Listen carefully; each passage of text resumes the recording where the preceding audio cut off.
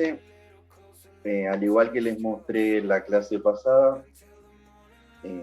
todo lo que nosotros damos en cuanto al lenguaje Python obviamente va a estar basada en su documentación oficial.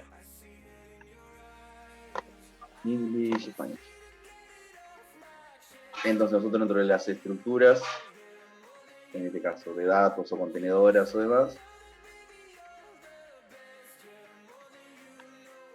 tenemos la documentación oficial de cada uno de sus métodos o funcionalidades.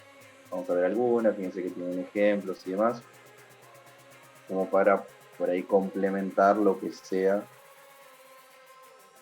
que demos como teoría o como práctica. O sea, siempre por ahí la base del estudio de un lenguaje, particularmente su documentación oficial, ya que los mismos que desarrollan el lenguaje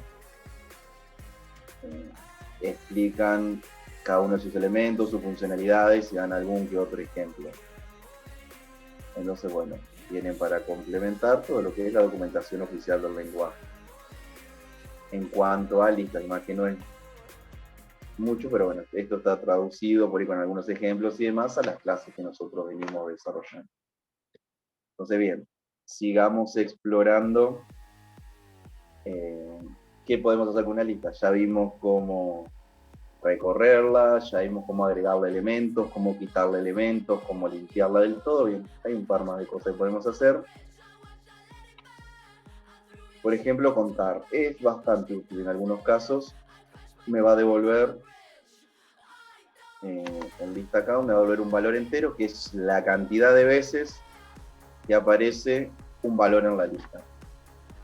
Por ejemplo, yo tengo una lista de nombres y quiero saber cuántos Rodrigos hay. Listo. Lista de nombres, .count, comillas Rodrigo, me va a decir cuántos Rodrigos hay en la lista. Por ejemplo, en este caso, de forma numérica, tengo una lista y le pregunto cuántos, o sea, cuento cuántos 3 hay. Hay 1 y hay 2. Me devuelve 2. Esto me devuelve cantidad de elementos en una lista. Me devuelve, no me acuerdo si devuelve 0 o none, si no encuentra ninguno. Lo ideal sería que devuelva 0. Si es que no encuentro ningún elemento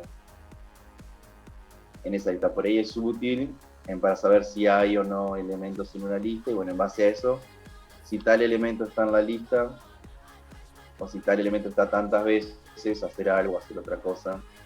Entonces es bastante útil desde ese punto de vista. Ahora vamos a algo fundamental en el uso de listas, que es ordenarlas. Vamos a ver dos puntualmente, de maneras que tenemos para ordenar los elementos de una lista. Como bien dijimos al principio en la definición de lista, es un conjunto secuencial de datos o un conjunto ordenado de elementos. Ya vimos que las listas son mutables, es decir, que se pueden modificar. Podemos agregar, eliminar valores, cambiarlos de lugar, asignar nuevos valores pasándole la posición y demás. A su vez, como método de modificación, podemos ordenarla. Hay que tener cierto cuidado con el tema de ordenar una lista, ya que se cambia el orden.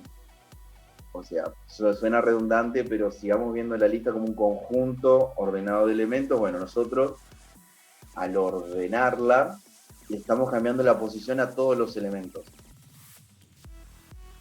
Ahora vamos a ver y estudiar el método, pero bueno, después, más en la práctica de la semana que viene, bueno, vamos a ver que quizás no está siempre bueno ordenar la lista todo el tiempo para cualquier cosa o demás, sino que existen un montón de casos en los que está bueno tener el orden original de la lista, por el hecho de que la posición la vamos a utilizar muchas veces como un identificador de ese elemento, o sea, como una ID del elemento. Entonces, si nosotros modificamos u ordenamos alfabética o numéricamente los elementos de una lista, perdemos esa consecuencia de ID posición, pero eso lo dejamos por un poquito más adelante. Ahora vamos a explorar el método. Tengo un conjunto de elementos. Generalmente, en la mayoría de los casos, van a ser del mismo tipo, entonces por ahí tiene un sentido lógico ordenarlos. Nosotros tenemos la función sort, que bueno, en inglés es ordenar.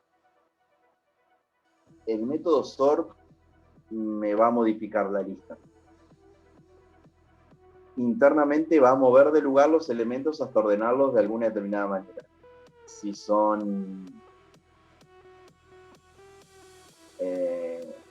si los elementos son numéricos, de menor a mayor, de mayor a menor. Y si son alfanuméricos, bueno, de la A a la Z, de mayúscula a minúscula. Entonces, bueno, vamos a ver dos formas, ya que con el método sort nosotros vamos a modificar los elementos de la lista, pero por suerte en Python existe una función integrada que me permite ordenar una lista y me devuelve otra lista como resultado para no modificar lo original. O sea, por un lado tengo el método sort, que es propio de la lista y que va a modificar el orden de los valores de esa lista, y por otro lado tengo una función en Python que se llama sorted, que yo le paso una lista y me devuelve la lista ordenada, pero la lista original no se modifica. Ahora con los ejemplos lo vamos a ver mejor. Yo tengo una lista para ordenarla de menor a mayor, tengo una lista con números. Tengo la lista original, la ordeno, vuelvo a mostrar la lista ordenada y tengo la lista ordenada. Se modifican el 3 y el 4 y bueno, el 7 pasa ante último. Yo acá modifiqué la lista internamente. La lista está modificada. Esta es la lista original y a la lista original la ordeno, vuelvo a mostrar la lista original, pero ahora está ordenada. Entonces, bueno, es importante tener en cuenta que el método sort me modifica el orden de los elementos de la lista original. Hay que tenerlo bien en cuenta. Puedo utilizar un parámetro. Este es un argumento, un parámetro de la función que se denomina reverse. Por acá podemos ver que la lista sort, este asterisco quiere decir que se ordena a sí misma. Este key lo vamos a ver la semana que viene. Y reverse quiere decir que me lo puedo ordenar de forma ascendente si está en falso o descendente si está en true. Entonces yo tengo la lista ordenada. A sort, fíjense que no le pasó nada. Simplemente por defecto este reverse es false. Entonces como por defecto es false, me ordena mi lista de forma ascendente, o sea, del más chico al más grande, en el caso de los números. Y puede ser alfanumérico de la A a la Z. Yo puedo incorporarle reverse igual true, por defecto es false. Si yo le paso true, le estoy indicando que quiero que me lo ordene de forma descendente, del más grande al de menor valor, o de la Z a la A. Entonces tengo la lista original y la lista ordenada de mayor a menor. Eso es modificando el reverse que está en false, pasarlo a true. Esto es utilizando sort, en el cual yo modifico la lista original. Ahora bien, como les dije, en la gran mayoría de los casos considero importante, y es el mismo problema por ahí, me lo puede indicar o no, pero yo considero importante mantener el orden original de los datos de una lista. Entonces, si yo quiero tener una lista ordenada, por ahí me conviene crear una nueva lista que se llame lista ordenada y ordenar los valores de mi lista original para no modificarlos. Entonces, ¿qué hago? Yo tengo una lista definida. A esa lista definida la puedo ordenar con la función integrada del lenguaje Python sorted, quiere decir ordenado. Le paso la lista original y a la lista ordenada se la asigno a una nueva variable. O sea, ¿qué diferencia hay entre un método y otro? Que utilizando sort no necesito una nueva variable, una nueva lista para tener los valores ordenados, pero con el costo de que me modifica la lista original. En cambio, si yo uso sorted, necesito una nueva variable, porque esto es un resultado que yo tengo que asignar, pero bueno, tengo el beneficio, o bueno, no es ni beneficio, ni costo, ni nada, es simplemente así, en donde la lista original no se modifica. La lista original sigue con los valores ordenados de la forma en la que fueron cargados. Y mi lista ordenada sí va a tener de forma ascendente los valores numéricos ordenados. Entonces, una vez que yo tengo la nueva lista ordenada, yo muestro la lista original sigue igual, y mi lista ordenada está ordenada de menor a mayor. Entonces, en la práctica, lo que yo les puedo llegar a recomendar es utilizar esta forma. Porque es recomendable mantener los datos originales que vienen de un archivo, de una encuesta que hizo el usuario, de preguntas que se fueron cargando en el momento, lo que sea. Por ahí está bueno mantener el orden en el que fueron generados o cargados esos datos. Generar una variable extra, una lista adicional con esos mismos valores pero ordenados.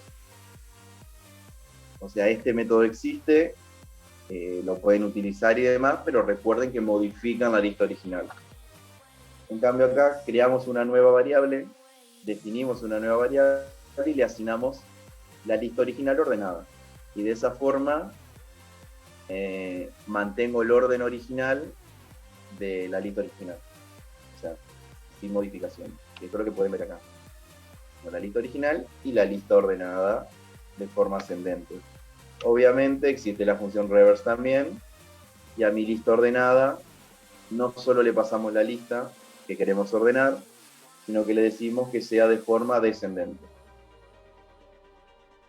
Pero de vuelta, no modificamos la lista original, sino que hacemos una copia de la lista original ordenada y se lo asignamos a una nueva variable.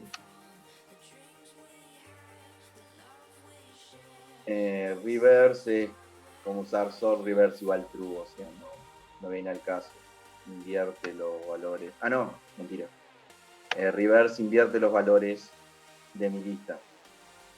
El último valor pasa a ser el primero. Esto no tiene nada que ver con lógica numérica ni alfanumérica. Esto tiene que ver con las posiciones. Reverse me hace un espejo de mi lista, o sea, me invierte los valores. El 8 era el último, pasa a ser el primero. El 4 era el anteúltimo, pasa a ser el segundo.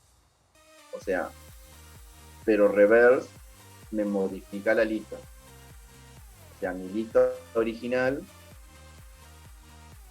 la modifica invirtiendo los valores. Eso no hay una función que me genere como sorted, que sea reversive,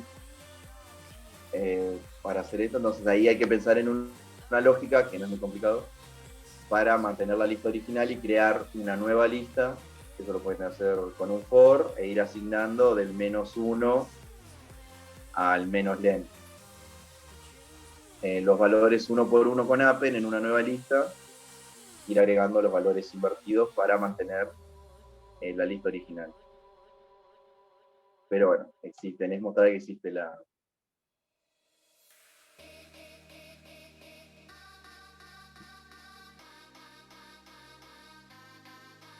Nosotros también podemos hacer una copia de una lista.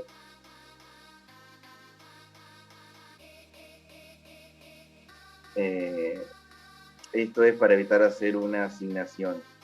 Ustedes, si hacen esta asignación, no hacen una copia de la lista,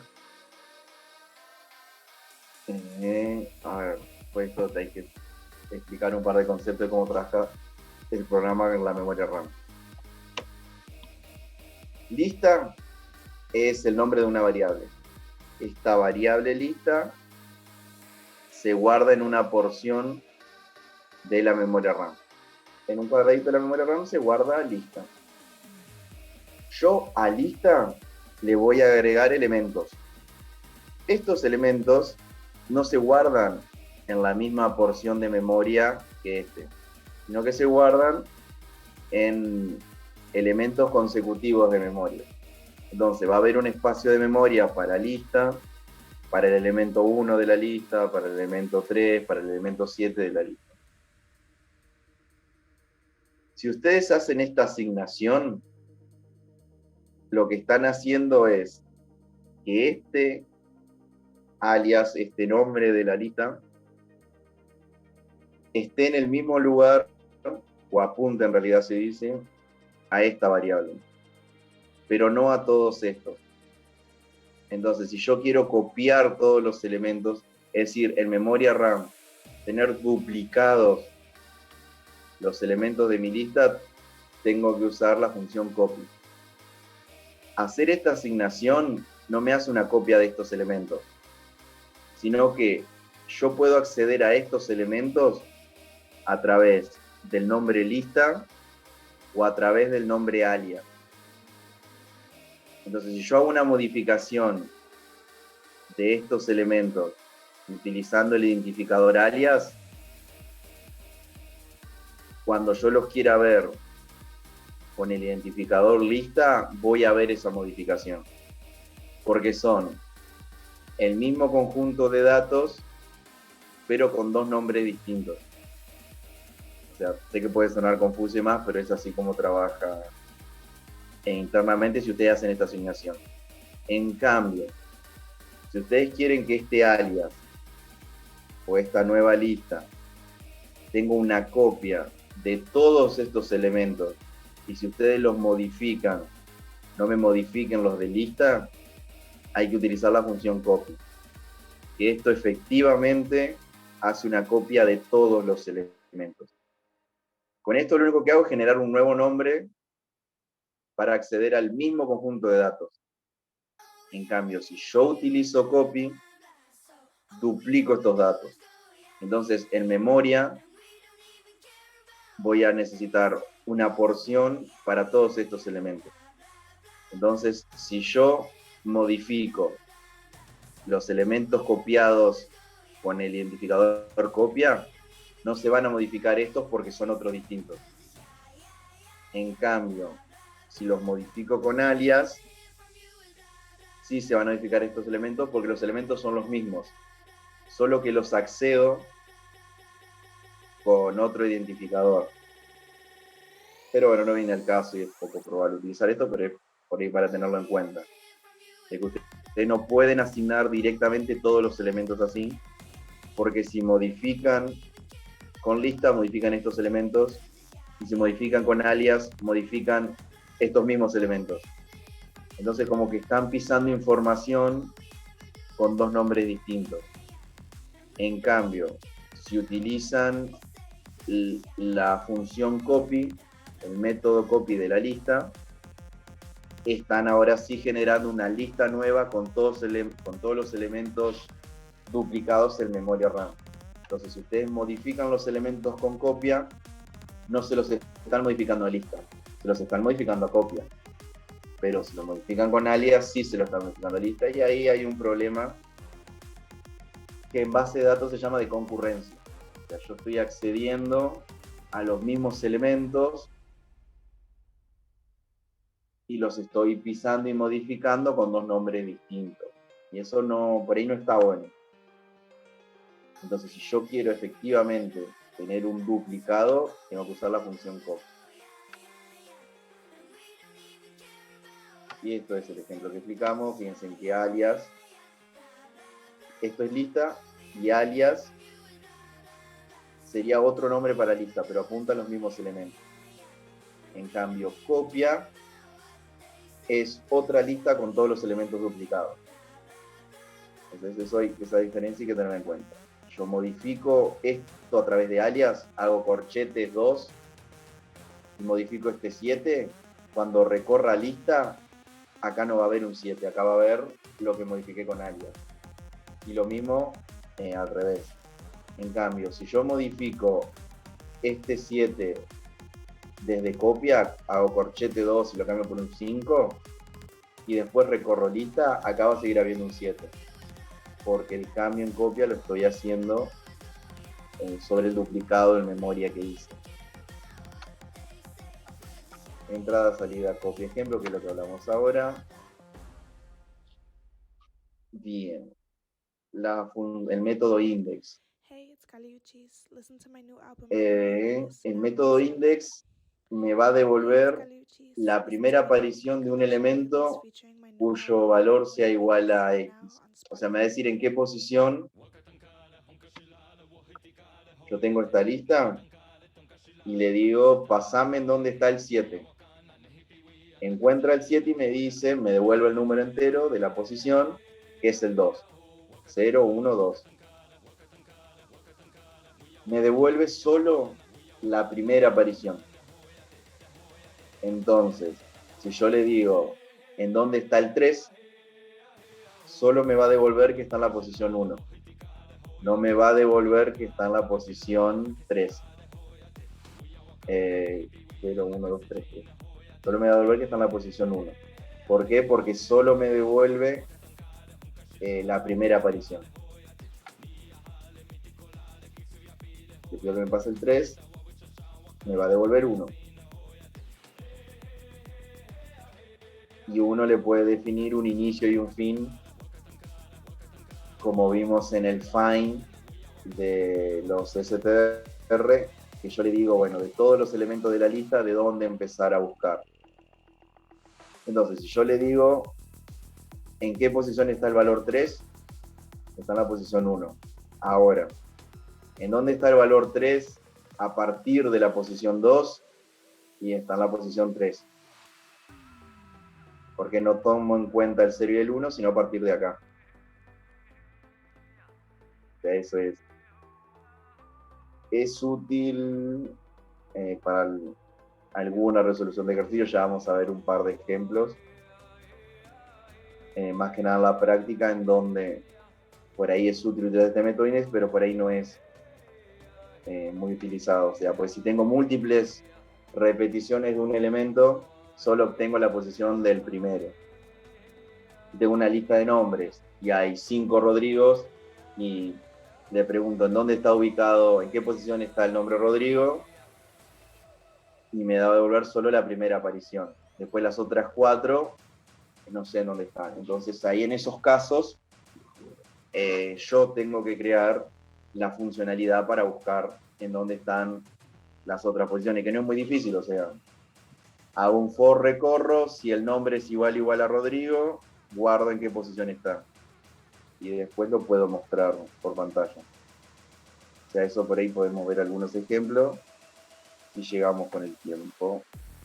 Lista index, bueno, si le paso un valor que no se encuentra en la lista y me va a tirar un error, indicándome de que en la lista no hay ningún valor ese valor no se encuentra en la lista. Entonces no me puede devolver un índice. Puedo solventar el error. Si 5 está en la lista, muestro la posición, y si no, 5 no está en la lista. Esto internamente, recuerden como dijimos en la clase de string, hace un for internamente. Entonces este in me pregunta 5, ¿está en la posición 0? 5, ¿está en la posición 3? 5, ¿está en la posición 7, en la posición 2? Y así todos los elementos. Esto obviamente me va a devolver true o false. Si el 5 está en alguna posición, muestro en qué posición está. Si no está en ninguna posición, digo que no se encuentra. Pues si lo hago directamente así, me como el error y mi programa se termina y no puede continuar.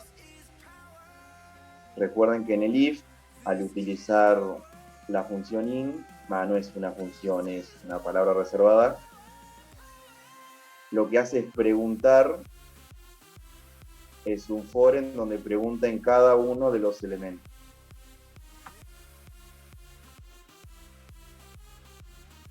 Comprobar si se encuentra en el listado, y si el valor está en el listado, eliminado. Ok. Bien, ya vimos y exploramos varios métodos, o sea que son los básicos, y incluso de los básicos vamos a usar un par nada más. Así que bien, vamos a encarar estos problemas. Alcanzamos generar una lista de valores autores, con eso pide el autor que no son valores, que no han gustado con valores que estén por debajo del número ingresado. Ok. Bueno, en Python, dado un número natural, determina el subvisores, paso. Escribo un programa en Python donde dada la siguiente lista de números positivos y negativos, y la secuencia eliminando todos los números negativos. Ok. Lista por comprensión. Problemas, tuplas. Ok, a ver si llegamos a dar listas por comprensión. Pero bueno, para ver listas por comprensión hay que tener bien aceitado las clases de estructura de control, tanto condicionales como iterativas. Por ahora vamos a ver estos ejemplos.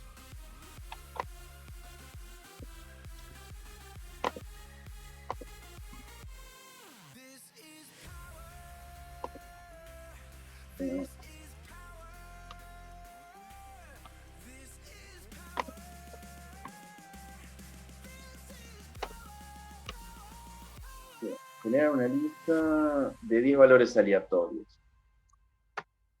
No sé si lo vieron con Mauro el miércoles, pero bueno, lo aprendemos ahora. Nosotros muchas veces vamos a tener datos porque los preguntamos.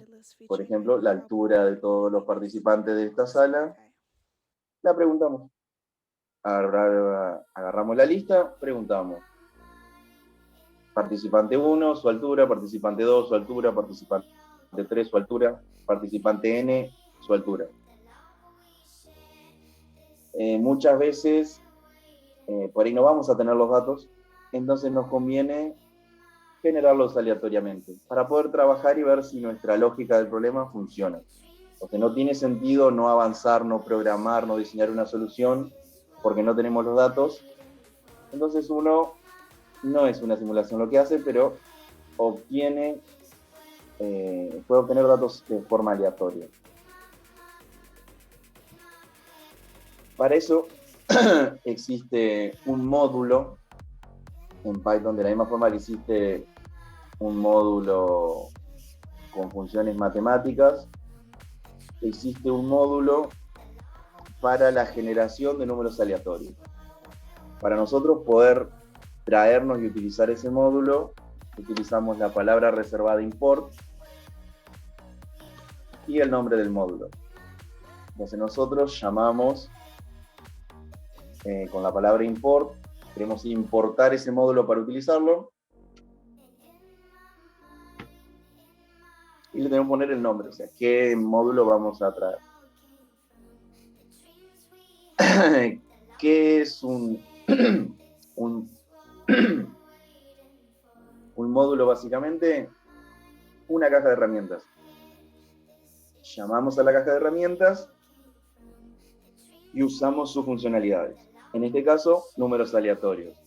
Podemos llamar a la caja de herramientas matemática que tiene cosas matemáticas. Por ejemplo, del módulo matemática, el valor de pi. Lo tenemos por pantalla. Ok. No es pi con mayúscula, eso es en C. Debe ser pi con minúscula. Exacto. El valor de pi. Vamos a agrandar esto.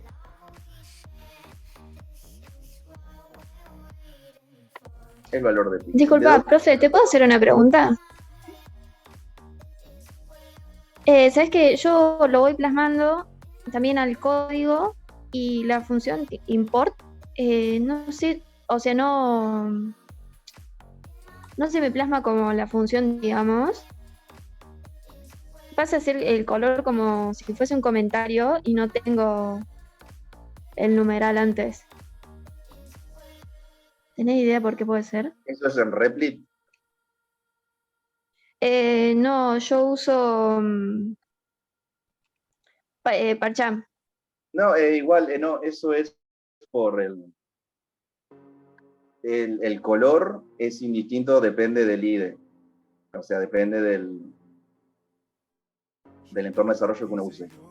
Pero si vos usaste import, probá a hacer esta línea de código. Bueno, igual cuando lo estoy escribiendo me lo pinta naranja y pongo import. Bueno, ponele ahora voy a poner mat. Y no, doy un enter como para escribir la siguiente línea y no se pone todo gris. Te pone todo gris porque no lo estás usando. Hacé print matp.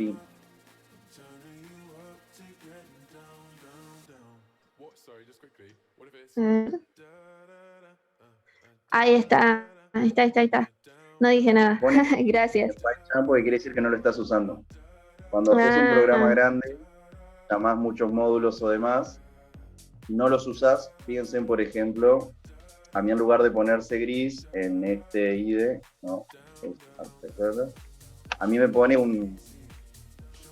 una banderita y me dice, importaste el módulo mat, pero no lo estás usando. Bueno, PyCharm te lo pinta de gris. Cuando vos no estás usando lo que importás, lo pinta de gris. No, nada. Eso es una particularidad. Cada entorno de desarrollo tiene sus colores, sus funcionalidades y demás, pero más o menos todos funcionan igual. Entonces, nosotros cuando importamos un módulo, lo que hacemos es traernos una caja de herramientas. Yo sé que Pi es 3,14. Estoy trabajando en una fábrica de motores y necesito un valor más exacto de la circunferencia de un cilindro para un motor. Y capaz que Pi 3,14 no me queda tan exacto como el valor que quizás el micrómetro se necesite para la fabricación del pistón para un motor. Es un bolazo lo que estoy diciendo, pero es más o menos lo que se me ocurre. Entonces quizás necesita mayor precisión, mayor cantidad de decimales para que sea más precisa mi medición, y yo sé que Pi es 3,14 y hasta ahí. Necesito más, bueno, tengo el módulo matemática, que tiene esta constante ya guardada. Y ustedes llaman a la caja de herramientas y todas las funciones de la caja de herramientas es la caja de herramientas junto y utilizar, qué sé yo, SQRT, que es la raíz cuadrada de 2 es 1,40, bueno, ese, 1,4. Entonces ustedes no tienen que implementar la raíz cuadrada, ya está implementada en el módulo matemática. Ustedes no tienen que implementar el coseno, ya está implementado y me da eso. Esto igual no es esto es radianes, pero no viene al caso.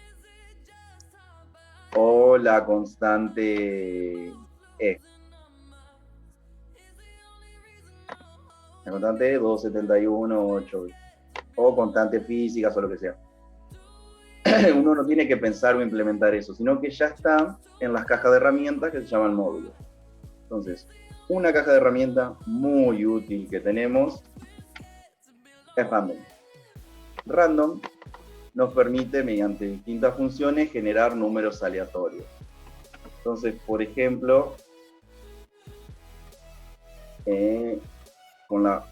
llamamos la caja de herramientas y hay una función súper útil que se llama aleatorios enteros, randint, en donde yo le tengo que pasar dos valores. Es un intervalo cerrado en ambos extremos, A y B, en donde yo le digo quiero un valor entero aleatorio entre tal número y tal número, entre 0 y 25. Entonces, ¿qué me va a devolver esta función? Un valor entero aleatorio entre 0 y 25. Ahora bien, yo quiero mostrar 10 valores aleatorios enteros entre 0 y 25. For i in range 10.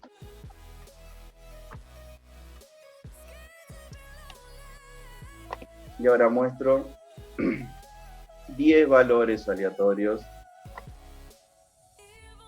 Siempre van a ser los mismos por... No son siempre los mismos, pero a veces son siempre los mismos, por más que sean aleatorios, te tira la misma secuencia. Eso es porque hay que inicializar lo que se llama una semilla con un valor distinto, pero no viene el caso. 10 valores, en vez de 10 quiero mostrar 5. 5 valores aleatorios. Entonces tenemos esta caja de herramientas que tiene esta función, que me da valores aleatorios entre 0 y 25. Por ejemplo, creo que tenían de la guía de cadena de caracteres no, sino de bucles o de estructura de control iterativas,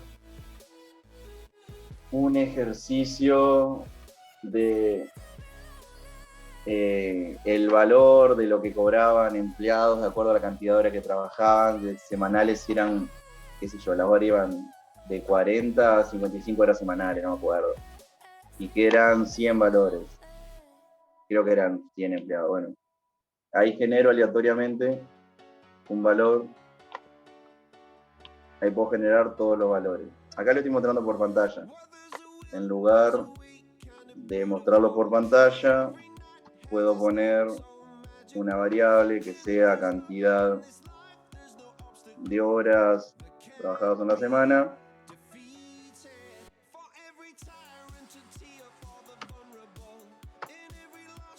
Entonces aleatoriamente 100 veces voy a obtener una cantidad horaria distinta, y si esa cantidad de horas es, creo que era, si era igual a 40, no me acuerdo, calculaban, había un costo de que si era 40, y si no, si esas cantidades de horas era mayor que 40, el costo se calculaba distinto, o sea, lo que cobraban era distinto.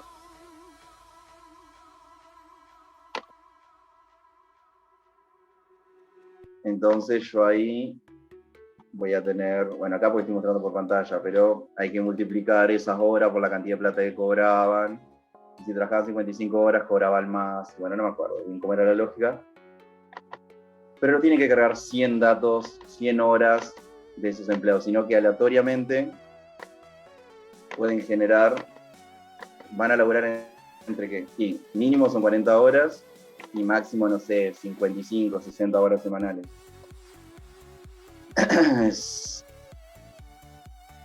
Entonces, en base a eso, es que ustedes tienen esos valores y, bueno, y pueden probar sus programas. Entonces nosotros nos vamos a agarrar de este paquete de este módulo para poder obtener valores aleatorios, y vamos a seguir este programa. 10 valores aleatorios. Espera al usuario que es un valor y comprobar si se encuentra en la lista, y si el valor está en la lista, eliminarlo. Ok, primero tenemos que generar esa lista, son 10 valores. Entonces vamos a tener nuestra lista vacía. Una lista vacía. ¿Qué tiene mi lista? Nada. 10 valores aleatorios. For i in range 10 valores. Acá hay dos cosas que puedo hacer, qué sé yo.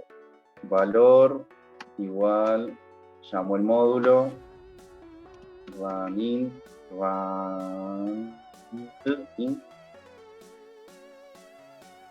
dice entre qué y qué o algo. 10 valores aleatorios.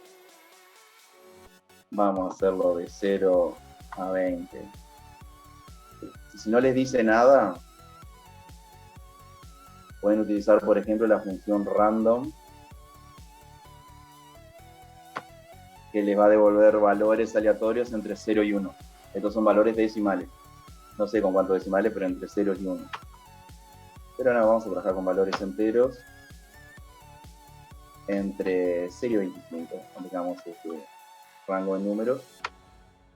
Yo tengo ese valor.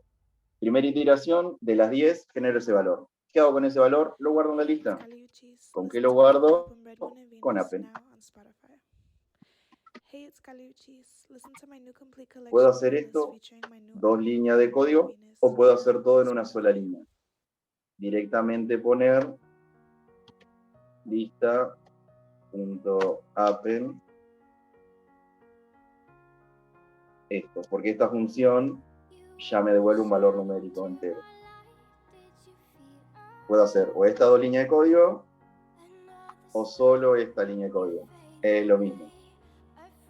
Le vamos a comentar era alter3. Comentamos esa línea de código y dejamos estado. Ok, genero el valor, lo guardo en la lista. Listo, primer paso completo. Vamos a mostrar la lista.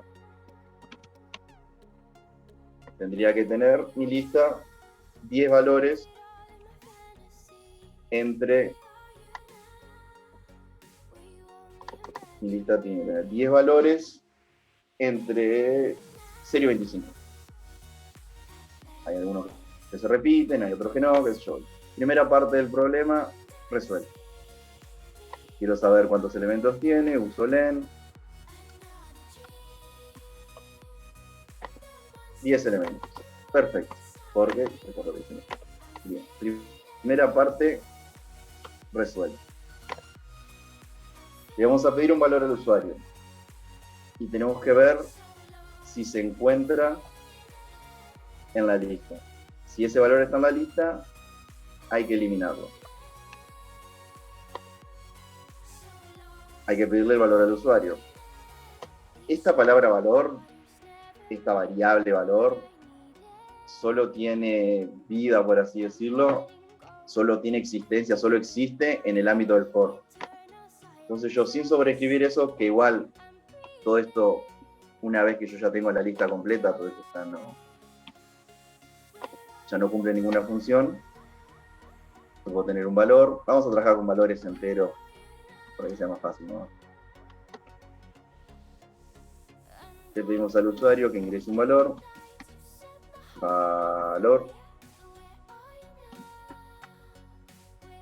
Y vamos a ver si ese valor está en la lista. Valor. ¿Está en la lista? Si valor está en la lista,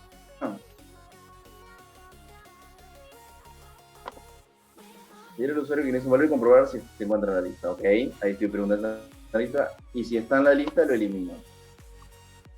Si valor está en la lista, lista. Vamos a ver qué teníamos para eliminarlo. Pop no nos sirve. Clear no nos sirve, porque volamos todo. Pop no nos sirve porque sacarlo. Utilizaríamos remove. Como vimos en la teoría, utilizaríamos remove. Lista.remove. Remove. Y le tengo que pasar un objeto. ¿Qué le vamos a pasar para que elimine el valor?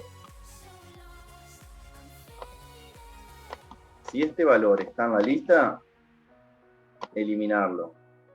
Si no, le decimos al usuario que el valor no se encuentra en la lista.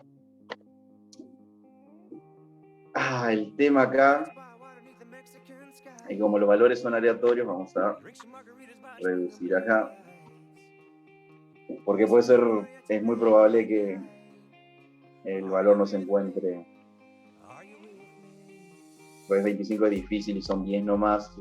Pues en 1000 valores, sí o sí van a estar todos los números del 0 al 25. En cambio, como son 10 nomás, existe la posibilidad de que al menos 15 números no estén. Y para no estar ejecutando varias veces el programa, reducimos de 0 a 10. Ingreso un valor. Yo ya tengo la lista. Vamos a hacer esas salvedades. Vamos a eliminar. Vamos a interrumpir.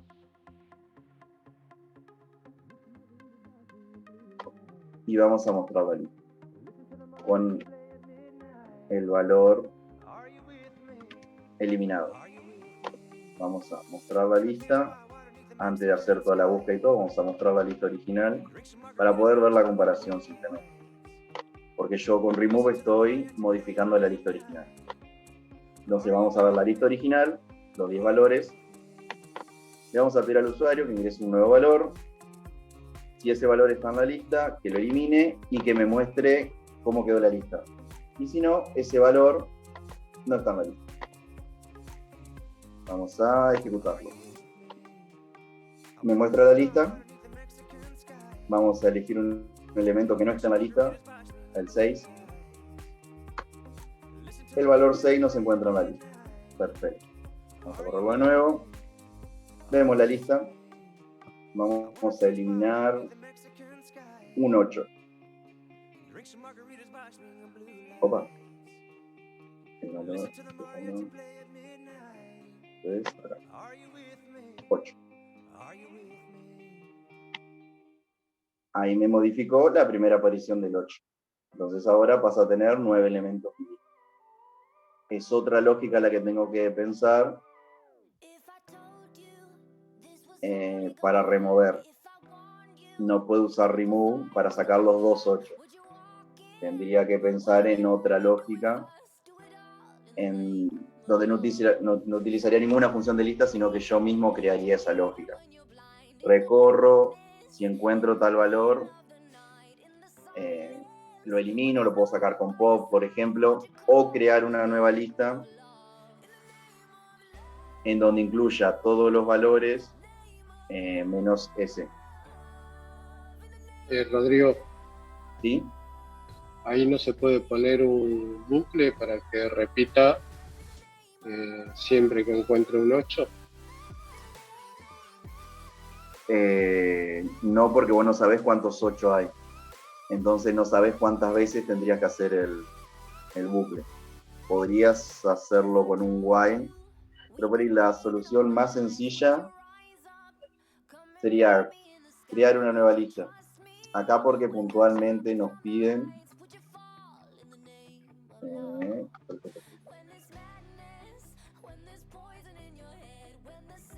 eliminarlo. O sea, pero no nos dicen ni cómo ni nada. Entonces una estrategia o lo que yo haría es crear una nueva lista y guardarle todos los valores excepto el 8. El 8 en este caso en realidad no es 8, sino que es la variable valor que ingresa el usuario. Esto es una forma de resolverlo. Otra sería para el número en la lista. Antes tendría que crear una nueva lista.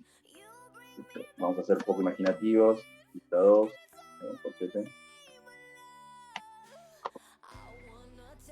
Para número en lista.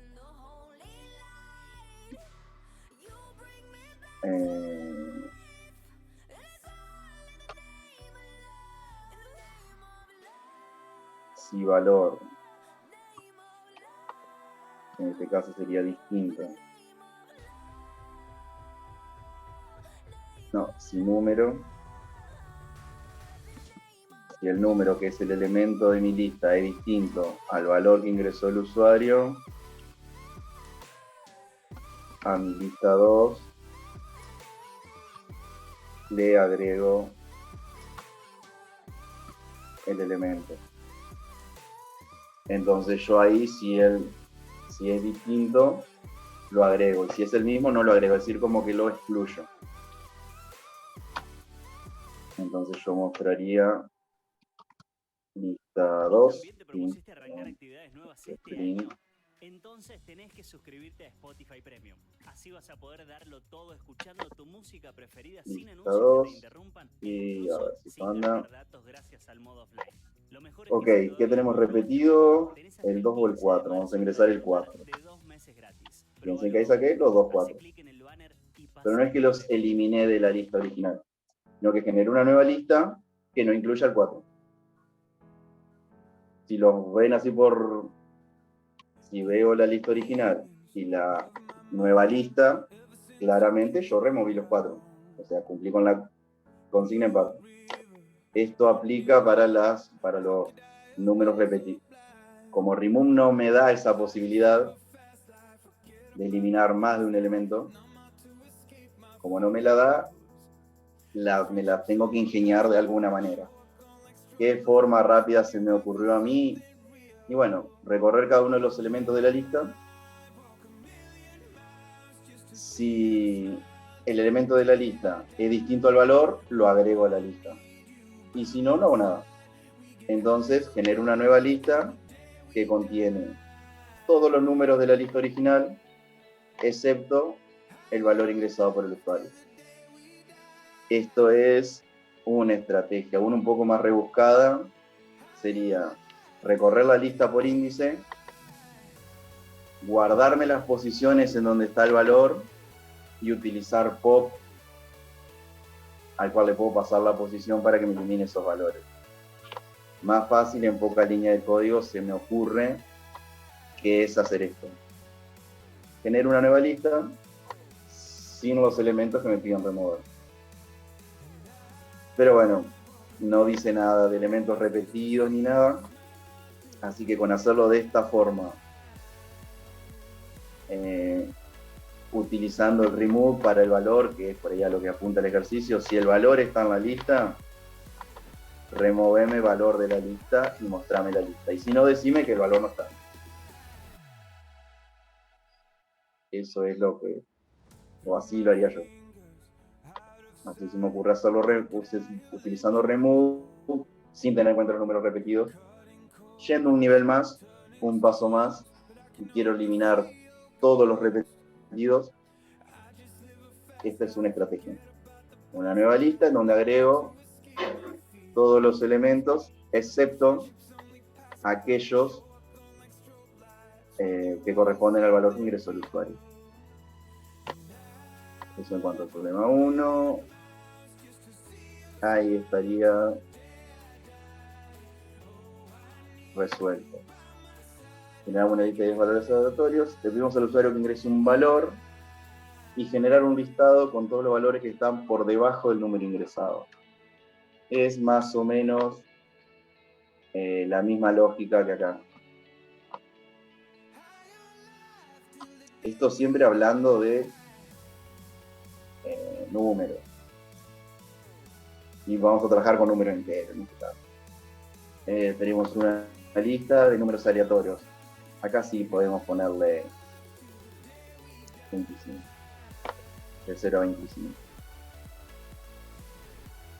Esto no se modifica. Números aleatorios.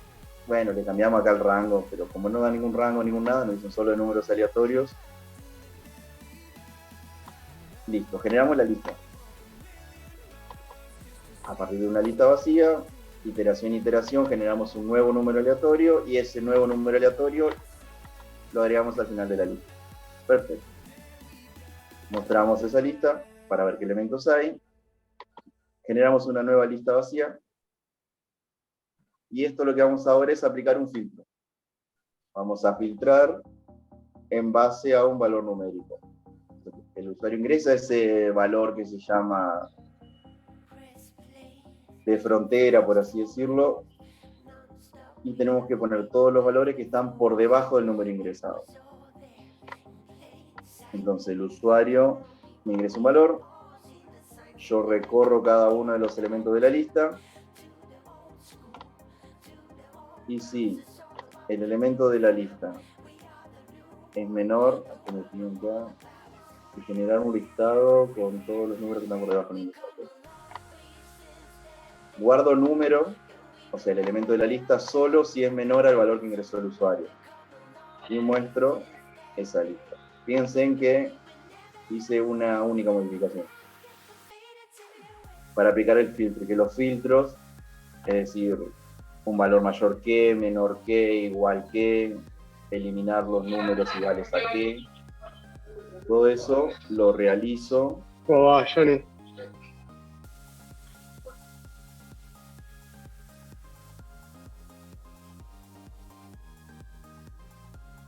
Todo eso lo defino en el if, o sea, esa es mi condición. Si se cumple tal condición, agrego valores a mi lista o no los agrego. En ese caso, la única modificación es esa, la que creamos la lista de valores aleatorios y demás, la mostramos, generamos una nueva lista para agregar los valores filtrados. Ahí tenemos nuestra lista, vamos a poner 10. Entonces me tiene que generar una lista con todos los valores menores a 10.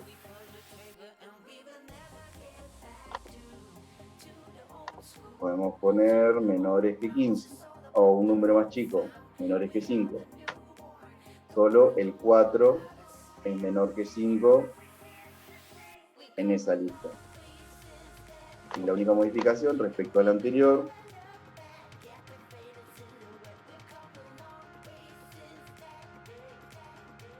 es eso. Bueno, entonces esto responde al siguiente problema. El de los divisores es largo, está resuelto. Me va a intentar la siguiente evaluación con números positivos y negativos. Filtra la secuencia eliminando. Esto es exactamente lo mismo. Para que vean que la lógica de la mayoría, no de la mayoría, pero de un gran grupo de situaciones problemáticas que podemos resolver utilizando listas, es siempre la misma lógica. Tengo mi lista y tengo que eliminar valores en base a algo.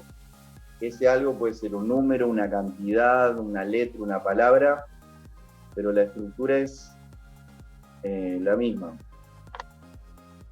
Vamos, acá la lista la tengo explícita. Como tengo la lista explícita, vamos a definir los valores. Utilizar el copo literal. Acá tenemos la lista y nos piden, tiene valor positivo y negativo. Filtre la secuencia eliminando todos los números negativos. No tenemos que pedirle valor al usuario.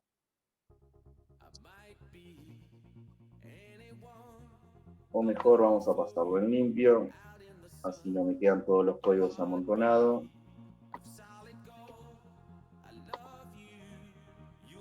Tenemos la lista.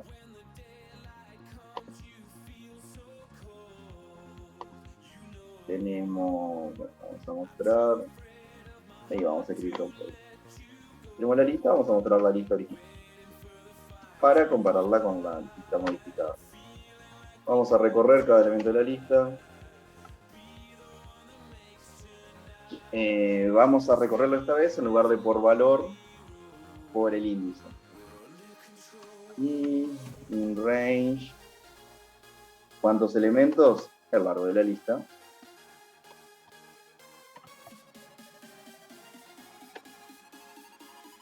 Y vamos a preguntar si tengo que generar una nueva lista, mostrarla por pantalla y vamos a guardarlos en una nueva lista. Lista 2. A ver, lista 2 no, vamos a trabajar bien. Lista filtrada. Vacía. Sí. El elemento. Corchetes, gracias. Sí. El elemento I, que va de 0 a 1, 2, 3, 4, 5, 6, 7, 8, 9. Que va de 0 a 9. Empezando por el 0. Si el primer elemento es menor, tengo que eliminar. Fíjate, la tenemos eliminando todos los números negativos. O sea, mayor o igual que 0.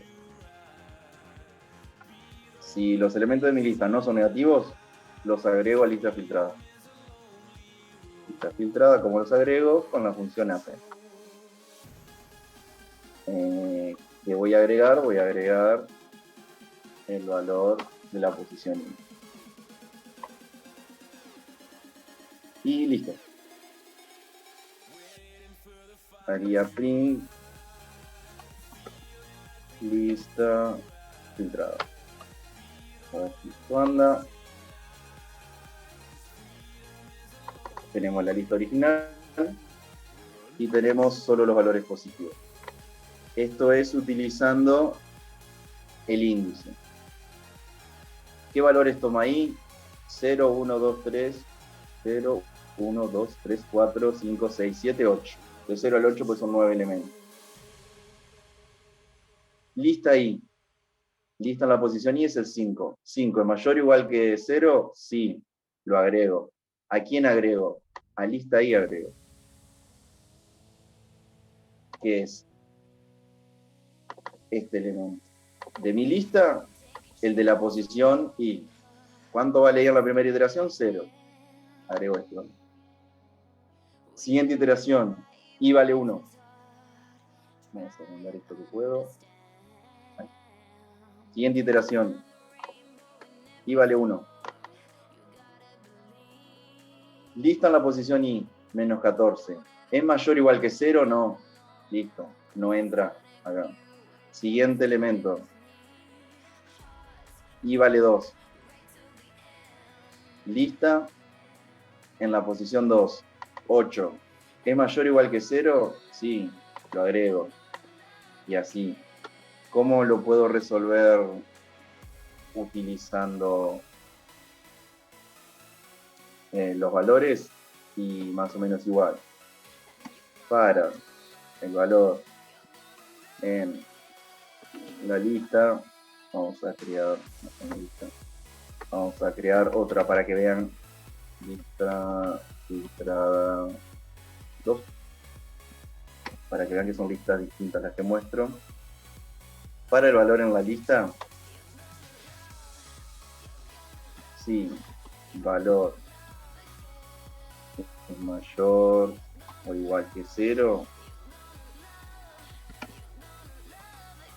lista filtrada 2, punto append, valor.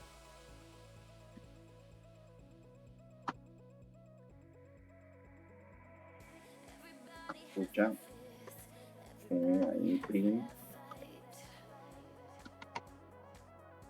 lista filtrada.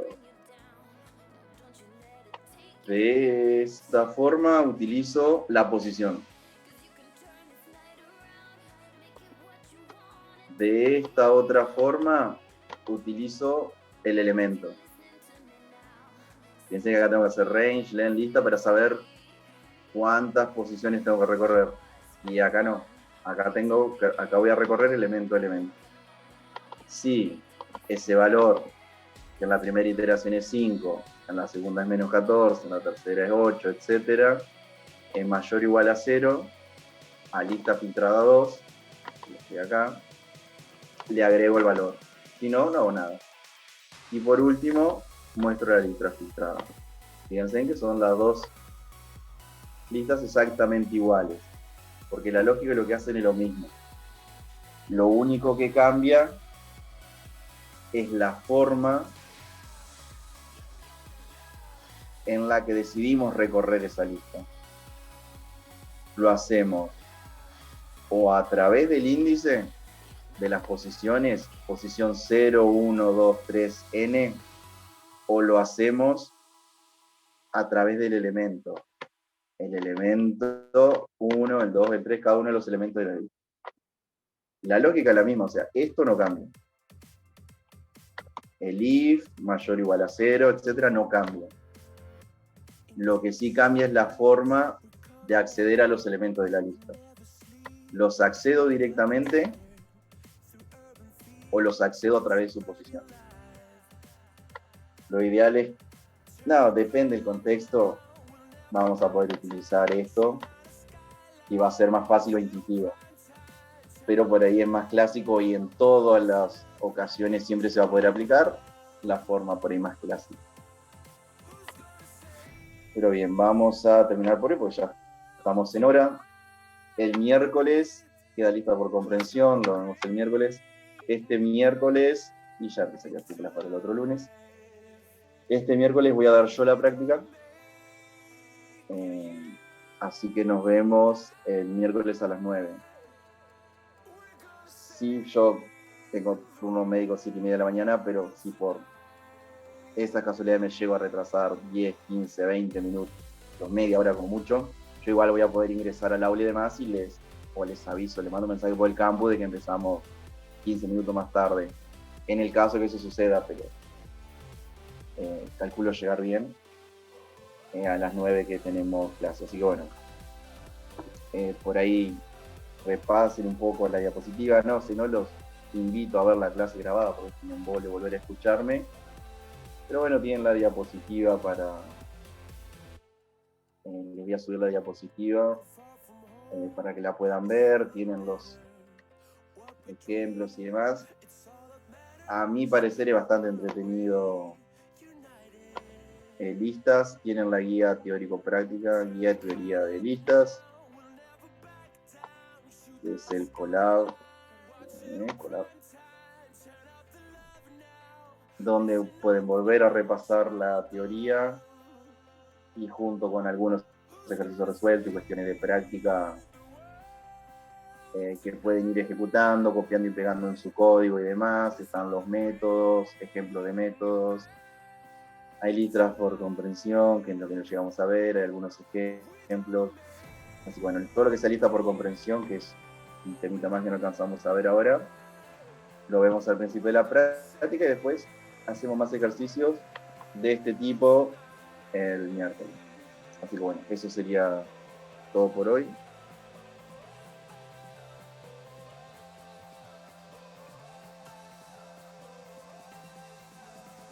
Así que ya, bueno, cuando termine de rematar.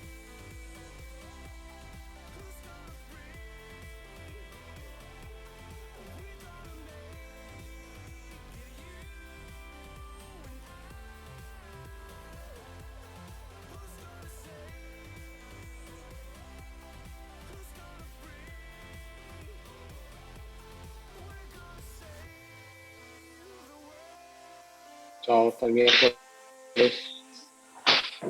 Recording stopped.